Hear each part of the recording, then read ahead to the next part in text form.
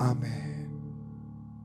Shalom saudara sekalian, kembali kita akan mendengarkan firman Tuhan.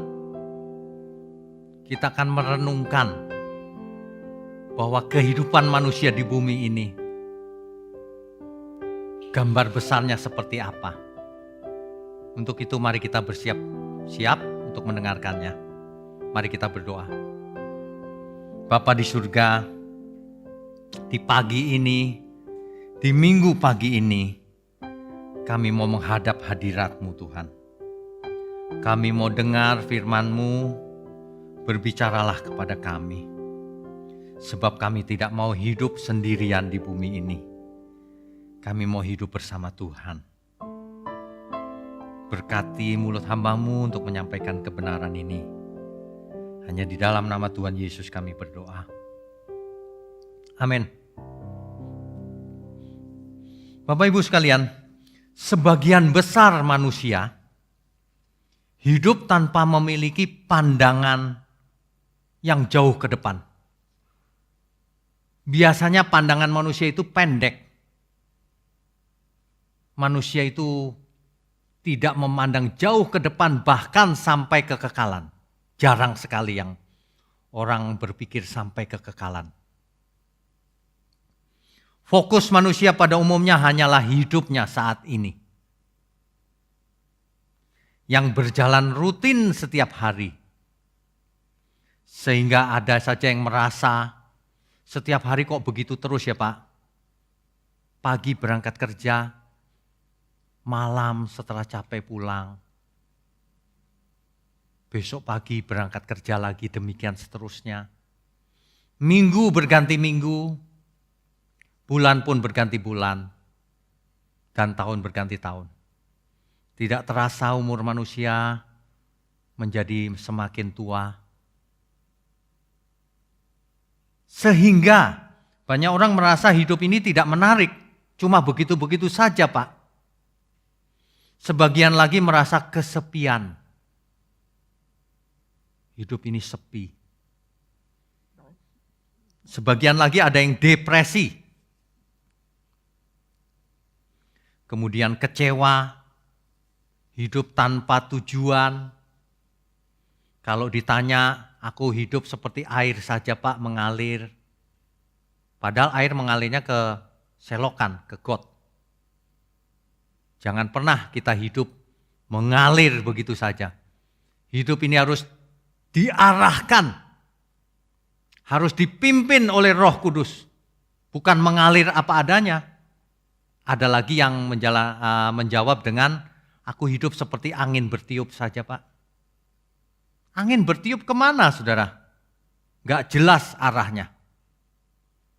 Hidup cuma satu kali, jangan sampai kita tidak punya arah. Tanpa pengertian gambar besar dari kehidupan ini, kalau kita tidak memiliki gambar besarnya yang utuh tentang kehidupan ini, maka itulah yang terjadi. Ini diakibatkan didikan sejak kecil. Di samping itu lingkungan kita. Di samping itu apa yang kita lihat, kita dengar, itulah yang mempengaruhi pandangan seseorang. Apakah ia memiliki pandangan yang luas ataukah sempit? Tergantung juga dari pergaulannya. Nah, jadi gaya hidup orang di sekitar kita itu sangat menentukan bagaimana seseorang memiliki wawasan. Kalau wawasannya sekelilingnya sempit, maka ia akan memiliki wawasan yang sempit juga. Dunia ini penuh dengan bahaya. Dunia tidak bisa diharapkan. Janganlah kita tidak punya arah, tidak mengerti gambar besarnya, tidak bisa melihat kebenarannya. Pada kesempatan ini, mari kita bayangkan bersama-sama ya. Galatia 6 ayat 7 sampai 10. Kita baca dulu Galatia pasalnya yang ke-6. Ayat 7 sampai 10. Jangan sesat, Allah tidak membiarkan dirinya dipermainkan. Karena apa yang ditabur orang itu juga yang akan dituainya. Ingat ya Bapak Ibu, kita harus lihat gambar kehidupan ini seperti apa. Rupanya berlaku hukum tabur tuai. Ada banyak orang, enggak Pak, aku terserah Tuhan saja lalu tidak berusaha dan sebagainya. Padahal apa yang ditaburnya itu yang dituainya. Tuhan tidak pernah melanggar hukum tabur tuai, tidak pernah. Ya. Yang pertama apa? Hukum tabur tuai. Sebab barang siapa menabur dalam dagingnya, ia akan menuai kebinasaan dari dagingnya. Tetapi barang siapa menabur dalam roh, ia akan menuai hidup yang kekal dari roh itu. Janganlah kita jemu-jemu berbuat baik, karena apabila sudah datang waktunya kita akan menuai jika kita tidak menjadi lemah. Nah, yang pertama dalam kehidupan ini berlaku hukum tabur tuai. Janganlah jemu-jemu berbuat baik. Ya. Jangan sesat, jangan mencobai Tuhan. Misalnya, aku makan sembarangan, akibatnya sakit. Kalau orang, aku mengandalkan Tuhan nanti, tapi makan sembarangan, salah. Nanti Tuhan tidak berkenan menyembuhkan. Kalau Tuhan menyembuhkan juga sekali dua kali, habis itu harus bertobat. Jangan sesat, mencobai Tuhan terus menerus. Hidup ini cuma satu kali, ingat baik-baik. Tidak ada reinkarnasi, gak ada. Satu kali lalu dihakimi, ini masalah. Kalau satu kali lalu lenyap, tidak ada lanjutan kehidupan, gak masalah kalau itu. Tapi kalau mati lalu dihakimi, dibangkitkan dan dihakimi, ini masalah berat. Masalah berat. Ya. Nah, jadi makanya kita mesti punya wawasan, gambar besarnya seperti apa sih kehidupan manusia di bumi ini. Hidup hanya satu kali lalu dihakimi. Oleh sebab itu, kita harus sadar sesadar-sadarnya. Hari ini waktu kita hidup ini, kita sebenarnya tidak sendirian. Banyak orang merasa sendirian, padahal tidak sendirian. Hidup kita ini bersosialisasi. Ada orang-orang di sekeliling kita, pasangan hidup kita, orang tua kita, anak kita, sahabat-sahabat kita, teman-teman kita, dan sesama. Itu gambar besar itu kelihatan loh, kita itu hidup tidak sendirian. Jadi kalau orang mengerti gambar besar tentu ia tidak egois. Hidup untuk diri sendiri. Loh, ada banyak orang kok sendirian hidup egois. Perhatikan baik-baik, itu yang ketiga, hal ketiga. Bahwa kita hidup bersosial. Justru disitulah nilai hidup seseorang. Banyak orang hidupnya tidak bernilai karena egois. Kaya raya tapi pelit. Sehingga tidak punya sahabat.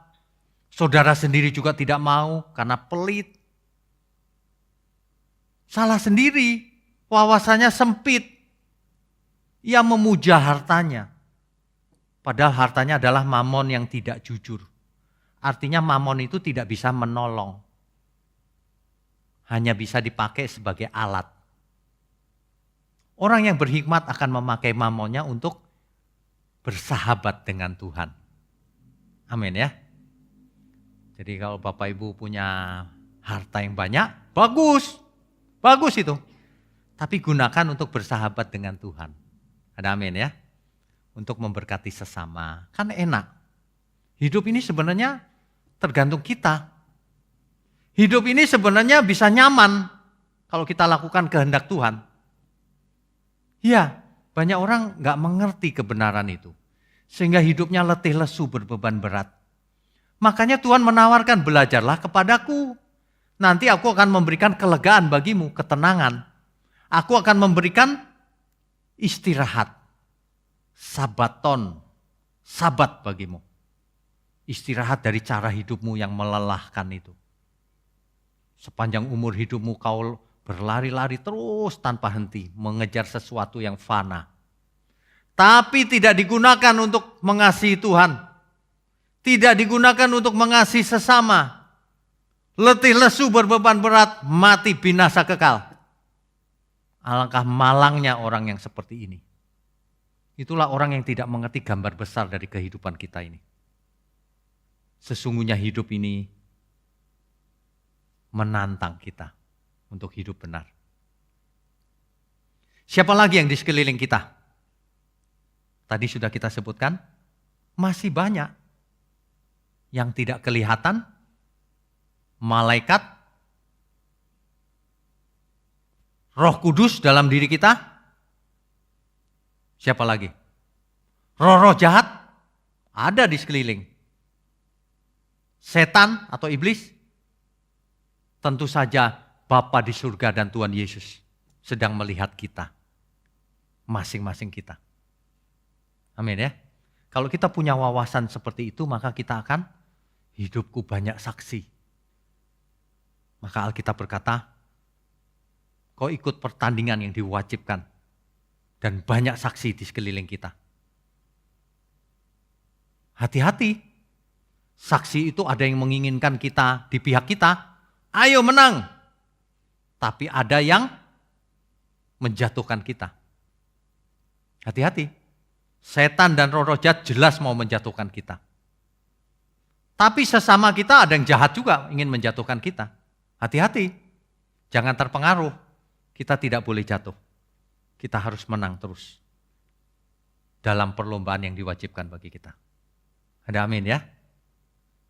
Miliki wawasan yang luas. Kalau kita punya wawasan yang luas, gambar besar dari kehidupan ini, maka kita akan mengerti yang utama di hidup ini apa. Hal itu sudah dijelaskan oleh Tuhan Yesus, hukum yang terutama. Mengasihi Tuhan dengan segenap hati, segenap pikiran, segenap akal budi, segenap kekuatan, dan segenap yang lain. Dan mengasihi sesama seperti mengasihi diri sendiri. Kalau orang memandang gambar besarnya dengan benar, maka ia akan hidup menyukakan hati Tuhan. Maka ia akan memandang orang lain, jangankan yang kenal, yang tidak kenal saja kita akan jatuh hati. Kasihan ya, mereka butuh pertolongan. Memiliki pikiran perasaan Kristus itu begitu. Terhadap orang yang tidak kenal pun kita jatuh hati kalau dia butuh pertolongan. Apalagi dengan orang yang kita kenal, apalagi saudara sendiri, apalagi istri, orang tua. Banyak orang terhadap pasangan hidupnya aja kasar. Terhadap orang tuanya sendiri kasar, pelit. Waduh, bahaya loh. Orang yang tidak memiliki wawasan atau gambar besar kehidupan ini bahaya. Ia pikir dirinya sudah sukses. Ia pikir ia sudah menyenangkan Tuhan. Padahal ia membuat Tuhan berduka. Memakai namanya kemana-mana. Mengaku Kristen. Memakai nama Yesus. Tapi hidupnya tidak jadi berkat. Sehingga jadi sandungan. Makanya banyak orang tidak tertarik pada kekristenan. Sebab banyak orang Kristen jadi sandungan. Coba pada kesempatan pagi ini, mari kita miliki wawasan yang benar, utuh, luas. Mari kita belajar gambar besar kehidupan ini seperti apa sih sebenarnya.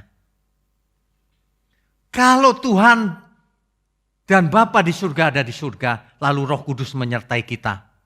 Itu saja sudah cukup untuk menghalangi kita berbuat dosa.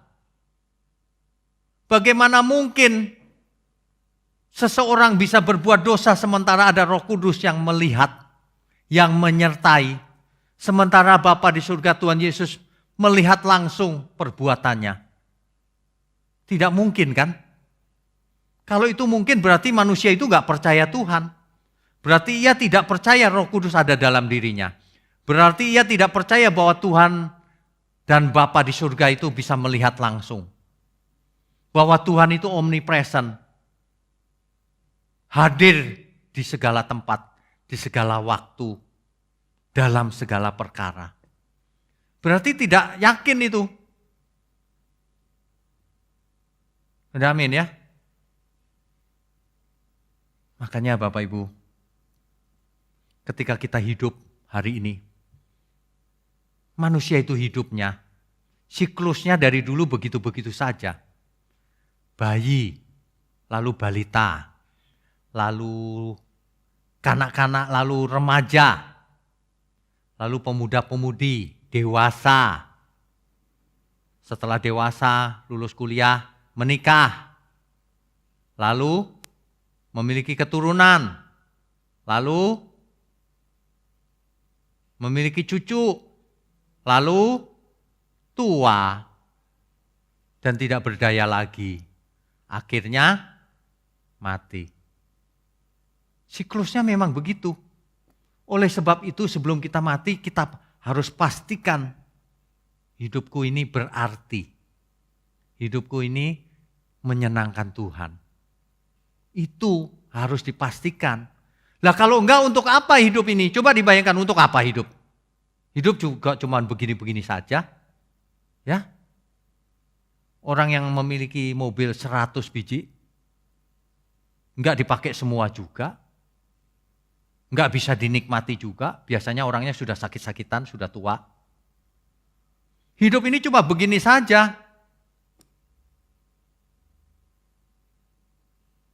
Makanya dalam segala hal, kalau yang masih muda soal jodoh, ingat, cari jodoh juga yang benar. Salah cari jodoh, waduh, pengaruhnya besar, saudara. Menderita. Ya. Tapi kalau sudah salah pilih, jangan menyerah. Dua-duanya harus bertobat. Perbaharui hidupmu. Tapi kalau salah pilih pasangan hidupnya nggak mau bertobat, lupakan dia. Lupakan dia. Hidupmu milik Tuhan, bukan miliknya. Ya, persembahkan untuk Tuhan. Pelihara anak-anakmu. Lupakan pasangan hidupmu yang nggak benar. Kalau dia tidak mau bertobat. Tapi kalau dia mau bertobat, harus diampuni. Ada amin ya? Itu soal jodoh. Soal yang lain lagi. Yang sederhana aja deh. Bagaimana kita komunikasi dengan sesama kita? Ada orang kalau mau komunikasi itu mendominasi. Mau menang sendiri. Dari situ saja sudah tahu bahwa ia tidak punya wawasan yang jauh. Bahwa ia tidak menghargai sesamanya. Bahwa ia tidak memandang orang lain sesamanya dengan kasih. Kalau bicara itu gantian. Ya, jangan memaksakan kehendak. Komunikasi dengan pasangan hidup tentu berbeda, komunikasi dengan orang tua beda, dengan anak berbeda, dengan sesama berbeda. Komunikasi yang benar. Dalam soal finansial misalnya, dalam soal keuangan. Kalau seseorang tidak bisa dipercaya dalam hal kecil yaitu keuangan, maka ia tidak bisa dipercaya dalam hal besar. Ya, jadi mari kita belajar dalam segala hal. Misalnya keuangan. Aduh Pak, aku pas-pasan. Belajar hidup pas-pasan. Ada yang lebih penting dari itu. Ya tentu saja belajar supaya penghasilan lebih lagi. Usaha, kerja keras. Itu baik semua itu. Tapi ada yang lebih utama. Meskipun pas-pasan, kita harus hidup damai sejahtera. Senang saja, happy-happy saja gitu. Sebab kita makan daging maupun makan tempe sama saja kok. Kalau mindsetnya benar itu sama saja enaknya. Ya beda sih, rasanya tetap beda. Tapi maksud saya tetap bisa damai. Amin ya. Kita itu perlu belajar loh bagaimana hidup sebagai manusia ciptaan yang berkenan bagi Tuhan. Gak usah belajar yang terlalu rumit dulu, yang sederhana dulu aja. Soal kesehatan misalnya. Kita harus jaga kesehatan sebab tubuh ini diberikan ke kita sebagai anugerah ini milik Tuhan. Gak bisa kita perlakukan sembarangan. Jaga kesehatan. Kalau dalam hal ini aja gak bisa dipercaya, gak bakalan dikasih tubuh kemuliaan nanti. Tubuh yang fana aja gak bertanggung jawab. Mengerti ya? Soal hidup itu dalam segala hal harus benar kita. Dalam hal menyelesaikan masalah misalnya. Problem solving. Saya perhatikan ya, banyak sekali pasangan hidup itu kalau lagi berantem, berkelahi, bertengkar. Itu biasanya bukan hal-hal yang penting loh. Hal sederhana saja sudah berselisih. Bukan persoalan negara dalam bahaya, bukan. Persoalan misalnya masakannya kurang asin sedikit, suaminya marah. Ini apa ya? Gak mengerti ini. Gak bisa melihat gambar besarnya, cita-citanya harus yang benar itu apa, tujuan hidupku apa, bagaimana aku harus hidup. Dengan banyaknya saksi ini, saksi yang di surga, saksi yang di bumi, baik yang kelihatan maupun yang tidak kelihatan. Ya, Bapak Ibu.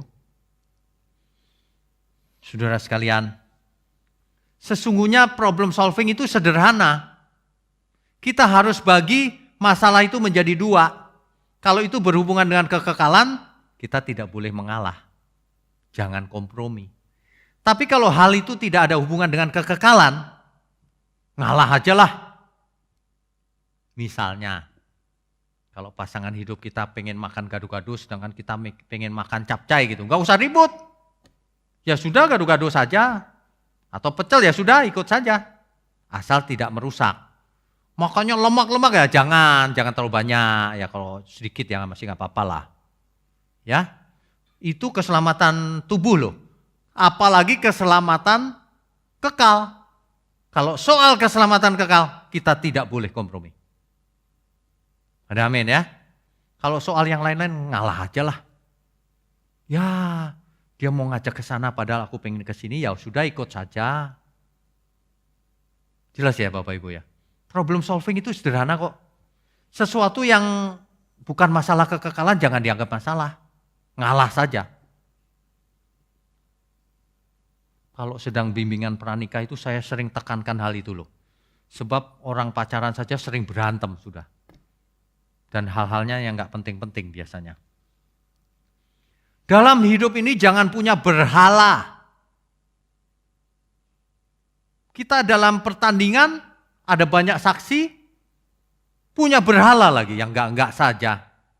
Alkitab berkata gini, tanggalkan beban dan dosa, supaya kau dapat berlari-lari menuju tujuan, yaitu perlombaan iman. Jadi, arahkan mata kita kepada Tuhan Yesus. Lakukan itu.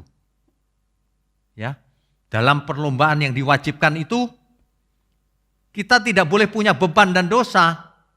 Beban itu banyak keinginan yang melelahkan, yang tidak kunjung puas. Dosa jelas, jangan hidup dalam dosa, nanti gak bisa imannya tumbuh. Berhala terutama. Sebab segala sesuatu bisa jadi berhala. Kalau pasangan hidup tidak cocok, jadi berhala itu. Kalau seseorang salah pilih pasangan hidupnya tidak cinta Tuhan. Waduh, udah susah deh. Udah susah. Nanti pasangan hidupnya jadi berhala itu. Menghalangi seseorang melayani Tuhan. Itu berhala itu. Kalau pasangan hidupnya tidak setia sehingga membuat sang istri merana hidupnya. Setiap hari memikirkan suaminya yang berjalan-jalan di mal bersama kuntilanak itu. Waduh, sehingga sudah gak nyisir, hidup sudah gak pengen hidup. Sehingga anak-anak ditelantarkannya. Berhalanya adalah masalahnya itu. Gak boleh punya masalah lalu jadi berhala. Menghalangi kita melakukan kebenaran. Kasihan anak-anak. Pelihara anak-anak itu, lupakan saja suamimu yang gak mau bertobat. Kalau dia mau bertobat, baru diterima. Kalau nggak mau bertobat, ya sudah lupakan. Anak-anak ini milik Tuhan. Kau punya kewajiban untuk mendidik anakmu di dalam Tuhan. Hidupmu bukan milik suamimu lagi. Hidupmu milik Tuhan. Kecuali suamimu mau bertobat, itu lain cerita. Kalau siapapun bertobat harus kita ampuni. Ada amin ya? Jangan suaminya sudah buat dosa, istrinya frustasi, depresi, lalu nggak berguna bagi anak-anak keluarga, bagi Tuhan. Dosanya itu dosa juga, percuma. Suaminya berdosa, kau berdosa, anak-anak telantar. Jangan punya berhala dalam bentuk apapun. Sebab masalah itu bisa jadi berhala. Amin ya. Kalau seseorang melihat gambar besar ini, maka ia akan tahu ketika ia memandang sesamanya yang belum selamat, maka ia akan merasa terbeban untuk ikut membagi kebenaran.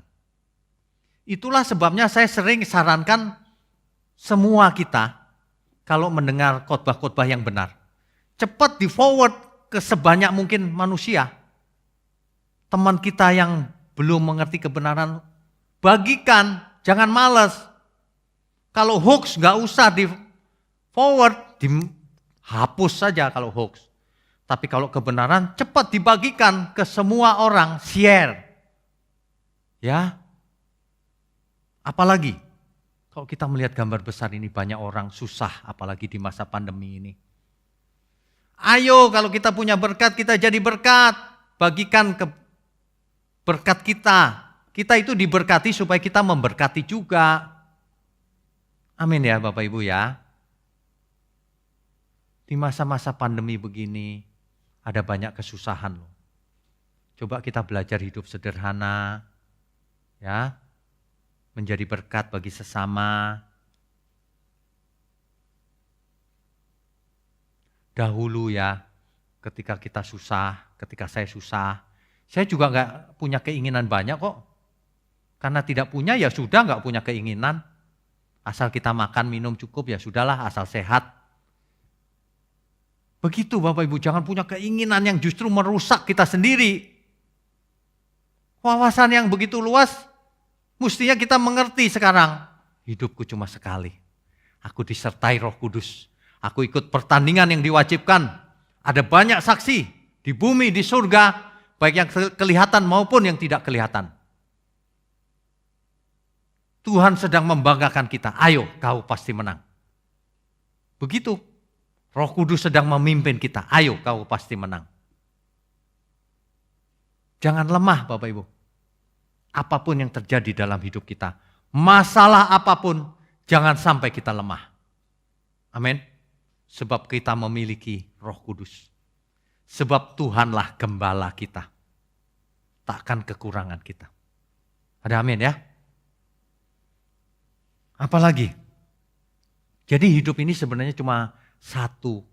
Belajar menjadi murid Kristus. Itu saja. Sudah tidak usah pengen jadi ini itu yang malah menjatuhkan. Manusia itu diseret oleh keinginannya. Itulah yang mencelakakan. Diseret oleh dunia ini, daya tarik dunia ini. Ya, sehingga banyak orang fokusnya bukan wawasan dunia yang luas itu. Ada wawasan ke surga, ada Bapa di surga, ada Tuhan Yesus, ada Roh Kudus dalam diriku. Enggak begitu. Fokusnya beralih ke dunia ini. Dunia dengan segala daya tariknya. Makanya seluruh hidupnya, seluruh waktunya dihabiskan untuk menikmati dunia. Inilah yang mencelakakan banyak orang. Alkitab berkata, sebab keinginan itu menyeret manusia. Dan itulah kalau nanti matang melahirkan dosa. Dan dosa itu melahirkan maut. Makanya kita harus belajar kalau mau jadi murid Tuhan Yesus. Tuhan Yesus berkata begini, lepaskan segala milikmu. Kalau tidak kau tak dapat jadi muridku. Bapak Ibu umat Tuhan dimanapun berada, mari kita belajar melepaskan segala milik kita. Supaya apa? Supaya kita ringan. Supaya kita bisa berlari menuju tujuan. Memenangkan perlombaan yang diwajibkan. Amin. Jangan kita punya banyak keinginan. Jangan menoleh pada dunia. Dunia memang nampak indah, nyaman, manis rasanya. Tapi kita harus tinggalkan untuk selama-lamanya. Ada amin ya? Bapak Ibu sekalian, mari kita belajar.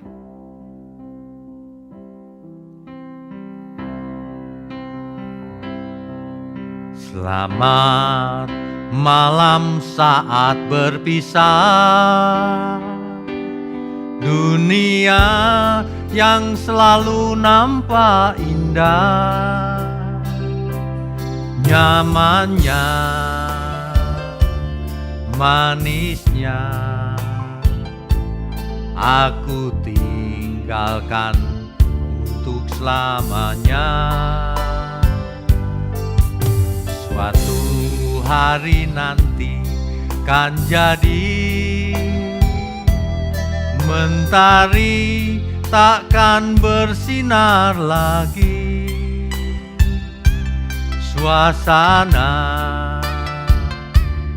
mencekam, dunia yang semakin kelam. Tuhan, Engkau mengingat aku waktu alam semesta menderu. Engkau datang sebagai Raja, menjemput orang saleh semua. Harimu yang mulia, ku harap segera tiba. Tuhan, Engkau mengingat aku waktu alam semesta menderu. Engkau datang sebagai Raja, menjemput orang saleh semua. Harimu yang mulia, ku harap segera tiba. Bapak Ibu sekalian, mari kita belajar. Kita sudah melihat gambar besar kehidupan ini. Mari kita belajar mengucapkan selamat malam. Selamat berpisah kepada dunia ini. Dunia ini meskipun nampak selalu indah, nyaman dan manis rasanya, tapi mari kita tinggalkan untuk selama-lamanya. Mengapa? Sebab suatu hari nanti matahari tak akan bersinar lagi. Hari itu suasana sangat mencekam. Dunia akan semakin kelam. Tapi ketika Tuhan datang, orang saleh Tuhan akan menyambut. Tuhan, Engkau mengingat aku. Waktu alam semesta menderu, langit dan bumi akan hancur, saudara. Engkau datang sebagai Raja, menjemput orang saleh semua. Oleh sebab itu, orang saleh mengharapkan kedatangan Tuhan. Harimu yang mulia itu Tuhan, ku harap segera tiba.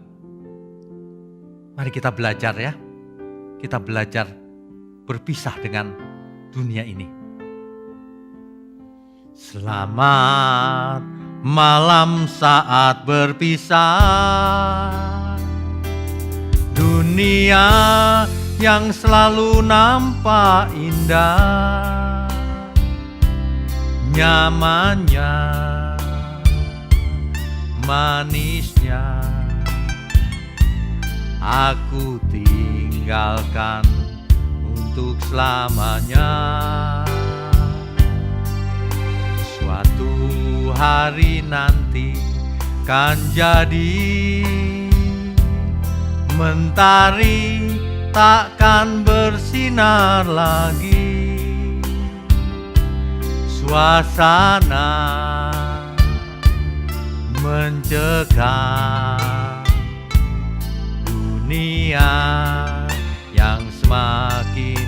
lelah. Tuhan, Engkau mengingat aku waktu alam semesta menderu. Engkau datang sebagai Raja menjemput orang saleh semua. Harimu yang mulia,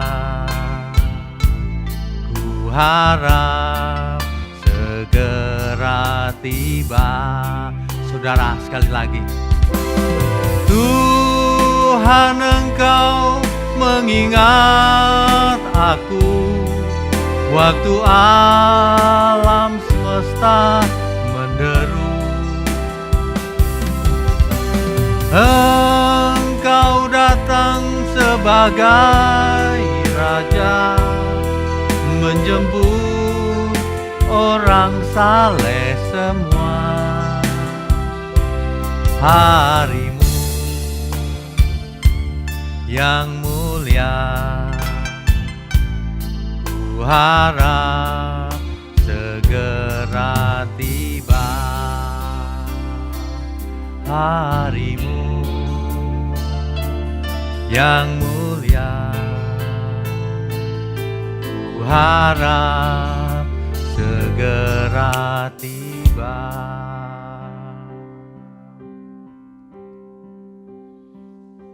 Bapak Ibu, sesungguhnya kita sangat beruntung. Kita boleh panggil Dia Bapa. Kita punya Tuhan Yesus. Kita memiliki Roh Kudus. Kita memiliki sisa umur hidup kita. Dan semua yang kita miliki, kita dapat persembahkan bagi Tuhan sebelum kita menutup mata. Sehingga ketika Tuhan Yesus datang kembali, kita didapati berkenan, dijemput oleh Tuhan. Amin. Amin. Bapak Ibu sekalian, saya ingatkan ya, di sisa umur hidup kita ini, kita harus jadi berkat. Lepaskan segala milik kita. Jangan merasa memiliki, semuanya itu milik Tuhan. Jadikan berkat bagi sesama. Sehingga kita tidak takut ketika Tuhan Yesus datang kembali. Amin ya. Jadi alat di tangan Tuhan. Bagikan kebenaran kemanapun Bapak Ibu bisa bagikan. Tuhan pasti tersenyum. Mari kita berdoa. Bapa di surga, terima kasih untuk seluruh berkat-berkat-Mu. Kami mengucap syukur. Untuk itu, mohon berkat-Mu atas seluruh channel-Mu di tempat ini, gereja-Mu di tempat ini, agar dapat menjangkau sampai ke ujung bumi, agar memberkati sebanyak mungkin orang. Terima kasih ya Bapa. Kami sudahi dengan mengucap syukur dan menerima berkat. Kami sambut segala berkat di dalam nama Bapa, Putra, dan Roh Kudus. Haleluya. Amin. Saudara sekalian, bicara soal kebenaran, setiap orang merasa benar. Makanya semua kecap dinomor satukan. Ada orang yang mengatakan saya paling benar, ini paling benar, itu paling benar. Mana sebenarnya yang paling benar? Oleh sebab itu, hadiri seminar 7 natur kebenaran dan aplikasinya. Seminar ini wajib dihadiri oleh para teolog, apologet, pengkhotbah, bahkan oleh para jemaat sendiri. Agar kita bisa membedakan manakah yang benar, manakah yang salah. Inilah alat uji kebenaran yang sangat objektif dan alkitabiah. Pastikan saudara ikut dan ajak seluruh saudara dan sahabat-sahabat. Bapak-bapak dan ibu-ibu yang terkasih dimanapun berada, yuk kita belajar pelajaran Alkitab bersama secara online. Setiap hari Rabu jam 7 malam bersama pendeta Bapak Wignio Tanto secara online, bisa melalui Zoom. Tetapi kita harus mendaftarkan dulu ke nomor berikut ini. Selamat bergabung dan Tuhan Yesus memberkati.